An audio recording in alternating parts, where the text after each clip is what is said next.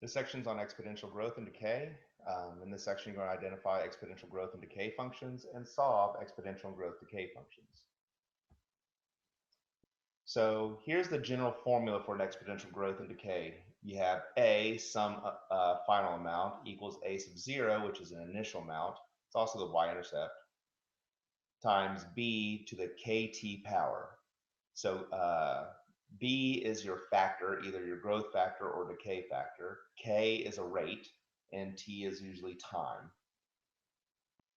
So if rate K is positive and B is greater than 1, then you have exponential growth. So if you have some B bigger than 1 and K is positive, you have exponential growth. If the rate K is negative and B is greater than 1, then you have exponential decay. Now, remember when you have a negative exponents means it flips.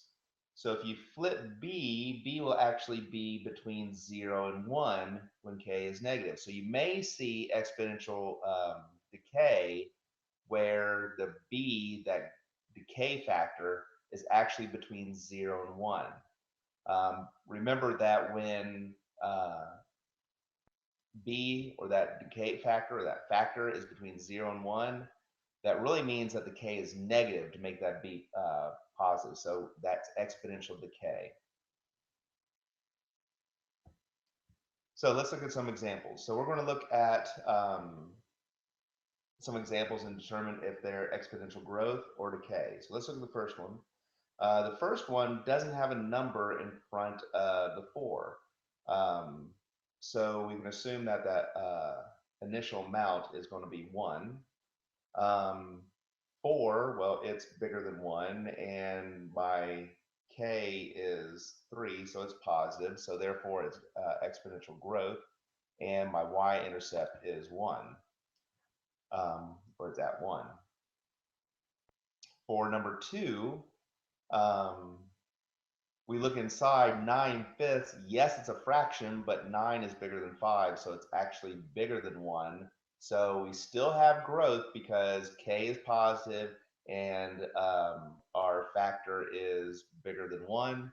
So we still have growth, and our y-intercept is the 1/3 in front. And number 3, what first of all, we see inside the parentheses our factor is actually between 0 and 1. It's a smaller number. So we know there is decay because also K is positive. It's 2. So we know it's a decay function, and our y-intercept is going to be 3. And here on number 4, we have our factor is 1/5. So it is between 0 and 1. So therefore, we have decay. And our K, even though it's a fraction, it's still positive. So it is decay, and the y-intercept is 2.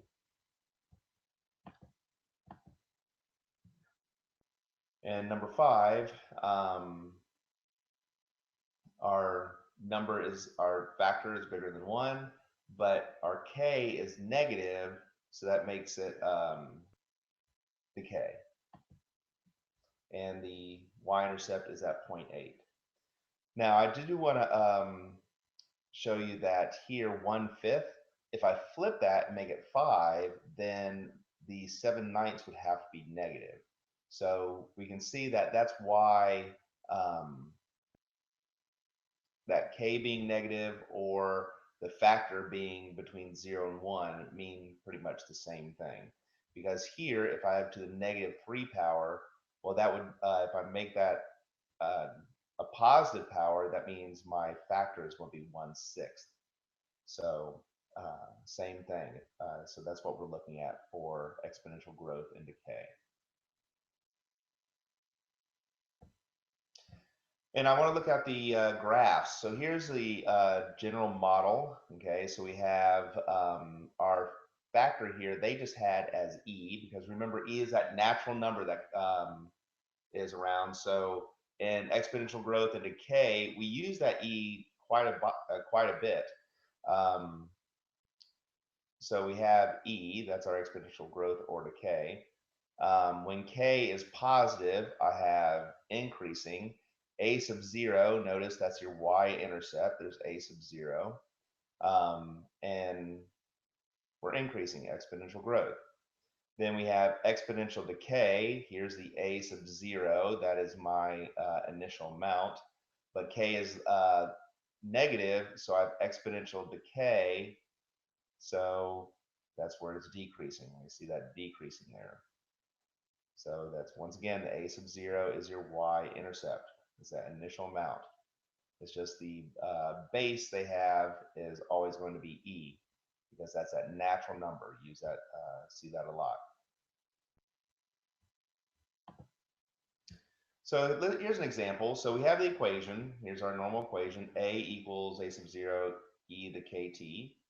That models the growth of deer population in small local preserve. If the initial population is 14 deer and the population grows to 20 in 4 years, let's find the value of K, or the rate of the growth. So let's see what we have from our problem. We know A sub 0, initial population, is 14. Our final population is going to be 20, that's A.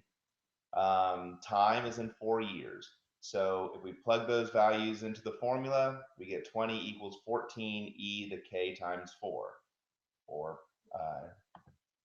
So if I divide everything by 14, I get 20 over 14 equals E the 4K. Remember, K the 4K, same thing. Multiplication can switch. So now I have this E. I need to get rid of that E. So to get rid of an exponential, I ln both sides. So I ln both sides. And what that does, the ln and the E, well, they cancel each other out. They go away. And that leaves me with ln of 20 over 14 equals 4K. Yes, I know you can reduce 20 over 14 to 10/7, but remember, we're going to be plugging this in the calculator in a few minutes, so why waste our time? So here we have ln of 20 over 14 equals 4K. So solve for K, divide everything by 4. And when we put it in the calculator, we get about 0.089, which is about 8.9%. So the growth rate is about 8.9%. So that's the population of deer in this local preserve. Its growth rate of 8.9%. I want you to try this one. I even have a multiple choice for you. So pause it and try this one.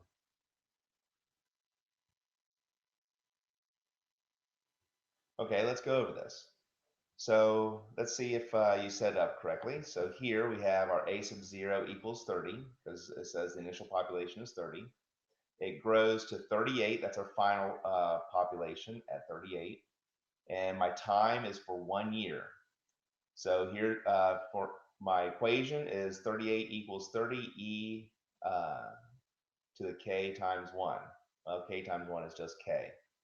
So now we need to get rid of the 30. So I'm going to divide 30 to both sides. And yes, I know, again, 38 divided by 30 does reduce. But once again, the calculator is going to do it all, so don't worry about it. So now, to get rid of the E, I get rid of that exponential. I'm going to ln both sides. So when I ln both sides, once again, the ln and the E cancel each other out, and that just leaves me with K. And so ln of 38 over 30 is 0.236, which is letter A, which is 23.6%. So the growth rate of the squirrel population in that small part is letter A, 23.6%.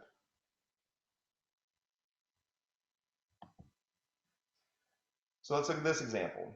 We're going to use the fact that after 5,715 years and a given amount of carbon-14 will have decayed to half the original amount to find the exponential decay model for carbon-14. So when you talk about carbon dating, this is carbon dating. So we got to find out some things about carbon dating. So we're going to use carbon dating. In 1947, in earthenware jars containing what are known as the Dead Sea Scrolls were found by an Arab, Bowden, I guess, or Bedouin, who knows. Analysis indicated that the scroll wrappings contain 76% of the original carbon, 14. Estimate the age of the Dead Sea Scrolls. First thing we need to figure out, so this is kind of a two-part question. We need to first figure out how the carbon 14 has decayed. We need to figure out that decay rate. So let's figure out that decay rate. That's important. So what do we know? We know that the half-life, so half of the original amount of carbon, is going to be our final amount.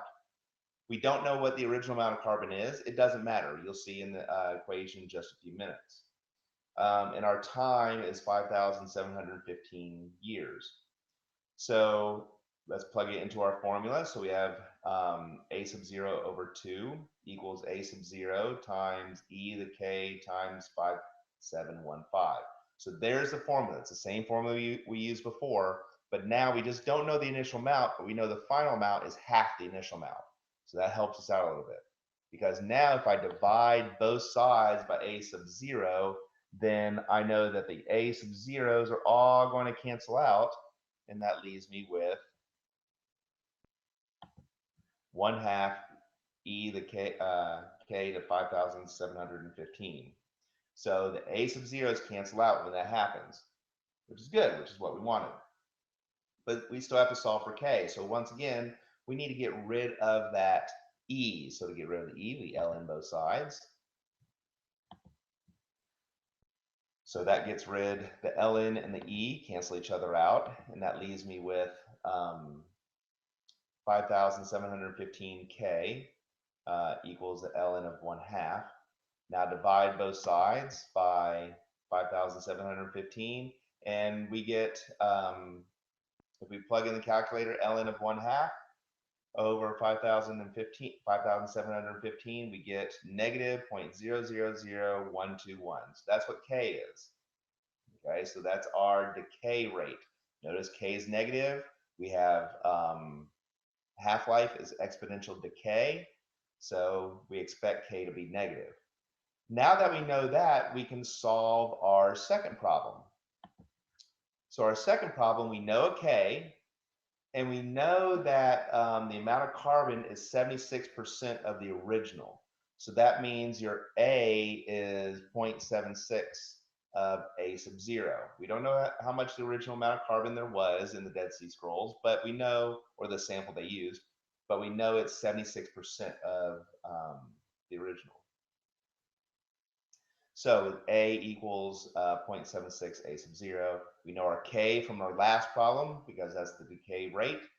Now we just got to solve for T. So we plug into the formula. So we have 0.76 a sub 0 equals a sub 0 e to the negative 0.000121 t.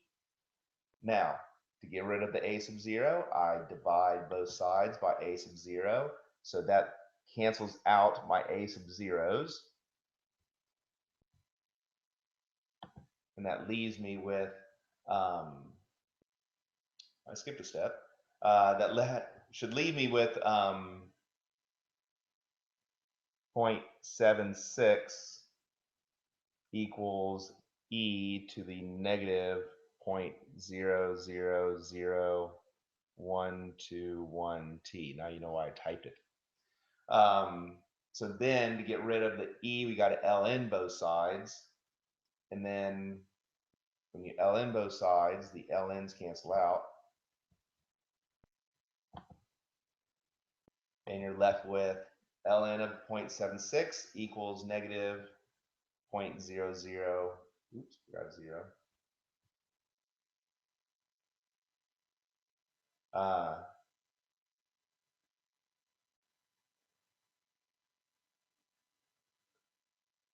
Negative 0.000121 t. Divide both sides by, once again, I forgot the 0. divide both sides by negative 0.000121, and t will be about 2,268 years. So what does that mean? That means that in the Dead Sea Scrolls were 2,268 years old in 1947. Because remember, it was found, they tested it in 1947.